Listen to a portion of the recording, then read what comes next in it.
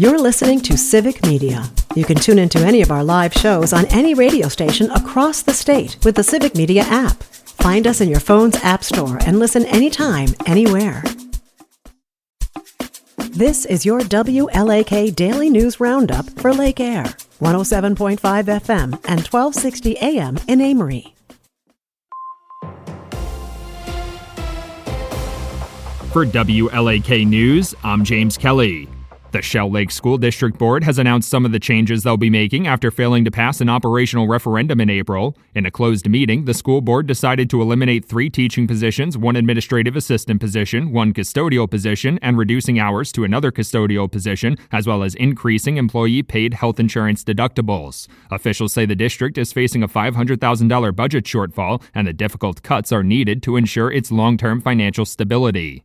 A Duluth man has officially been charged nearly a year after a high-speed crash that killed a nun. 24-year-old Damian John Brown was charged with criminal vehicular homicide for negligently operating a vehicle and causing great bodily harm. According to the criminal complaint, Brown was allegedly speeding through the intersection of Lake Avenue and 4th Street when he failed to stop at a stop sign and collided with another car. Sister Arlene Louise Kleeman was a passenger in that car and died after spending several days in an area hospital.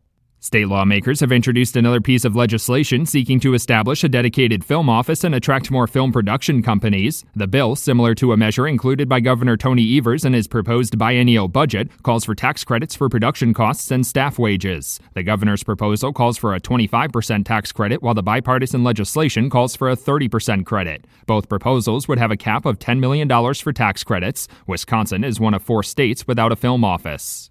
The Rice Lake City Council will soon hear arguments on a proposed ordinance that would allow Rice Lake utilities to apply for funding assistance in their efforts to replace lead service lines. City officials say there are about 400 galvanized service lines on private property in the area, which do not contain lead themselves, but do require lead connectors. Rice Lake Utilities wants to seek funding to begin replacing those service lines in 2026, with each replacement costing as much as $4,000. The hearing will be held on May 13th. Republican state lawmakers are introducing a number of bills targeting regulations in a variety of fields. The bill package was introduced on Wednesday, targeting administrative rules overseeing issues like childhood vaccines, environmental protections, and business licensing. The package also includes a proposal that would require state agencies to release a statement laying out the purpose and potential effects of new requirements with each new rule. State Democrats say the bills are a power grab that undermines the separation of powers. The Wisconsin Department of Agriculture, Trade, and Consumer Protection is warning residents about storm chaser scams. Following severe weather across the state on Monday, officials say residents should be on the lookout for repair crews going door to door offering help. The scammers are typically from out of state and seek to take advantage of residents who experience storm damage by taking payments for repairs and leaving the area without doing any work. Residents should look to hire local, trusted contractors and detail repair work. A number of Northwest Wisconsin communities are among 27 to receive a share of $1.1 million in Vibrant Spaces grants from the Wisconsin Economic Development Corporation. The program seeks to provide communities with up to $50,000 of funding to assist in their efforts to turn vacant or underused land into community gathering spaces. The town of Cable will use their grants to convert a vacant lot near Main Street into a pavilion with seating, and Fall Creek will turn a waterfront property into a community garden with walking paths. Wisconsin Governor Tony Evers has announced the appointment of Pamela Feustel to serve as the next Ashland County coroner. Feustel has served as chief deputy coroner in Ashland County since 2017. She will take over as the county coroner on Saturday following current county coroner Barbara Beeksma's official resignation, and will serve the remainder of Beeksma's term ending in January of 2027. In a press release, Governor Evers said Feustel's years of experience have shown a significant commitment to serving the Ashland community. An outside investigation into the leak of a Wisconsin Supreme Court draft order agreeing to hear a lawsuit challenging the 1849 law banning abortion failed to turn up the source. According to a report released on Wednesday, investigators interviewed over 60 people and reviewed computer records in their effort to identify the leak. It also claims computer usage data from between June 13th, when the order was drafted, and June 26th, when Wisconsin Watch published a story on the order, was missing. Investigators found no evidence of an external breach. The Wisconsin Department of Natural Resources is reminding residents that the 2025-2026 general inland fishing season will open statewide on Saturday. DNR officials are reminding anglers excited about the season opener to get their annual fishing license and stamps through Go Wild or at a registered in-person location. Anglers should also remember to clean their gear and boats after fishing to help prevent the spread of aquatic invasive species and always wear a life jacket when on the water. A full list of regulations is available on the DNR's website. For WLAK News, I'm James Kelly.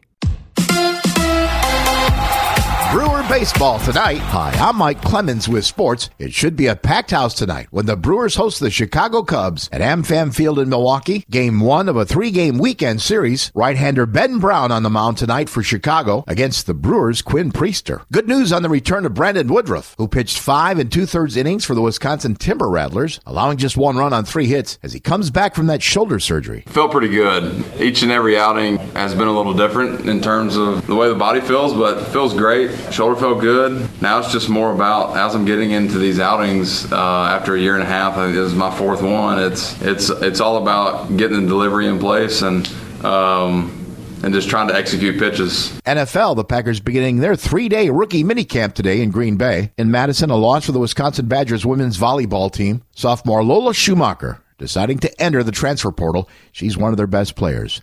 With sports, I'm Mike Clemens. On your entertainment beat, I'm Pete Schwaba. Martin Scorsese has yet another new project in the pipeline. Scorsese is producing a feature-length documentary about Pope Francis's education project, which was founded by the Pope and was picking up steam right before he passed away. The Pope's final interview will also be part of the film and was shot exclusively for the project. The film is called Aldius, A New Story. There is no release date just yet. Director Ryan Coogler wants to reboot The X-Files, and he's got a big backer. Not that he needs one. The director seems to have the Midas touch, as all his films are profitable, including Creed, The Black Panther, Wakanda Forever, and now Sinners, which is a monster hit. Pun intended. He is talking about bringing The X-Files back and has an original cast member in Gillian Anderson excited about the idea. She is not committed yet, but is a big fan of Coogler and says she is open to it, which is basically a yes.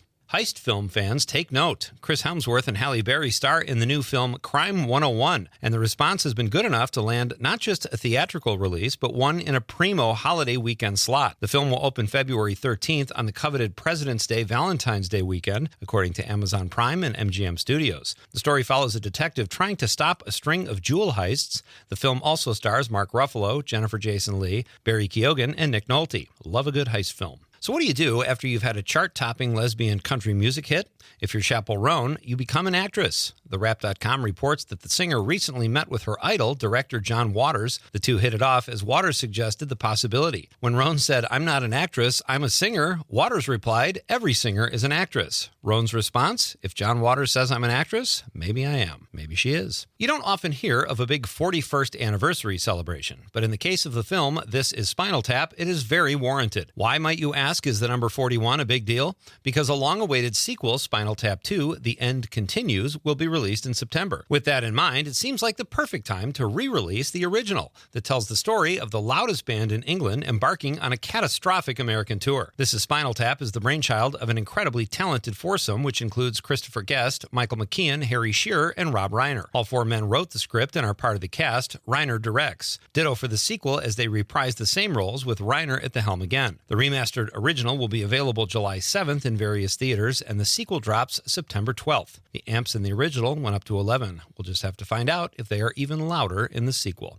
For more showbiz fun, tune into Nightlight with me, Pete Schwaba, weeknights from 6 to 8 p.m. on the Civic Media Radio Network.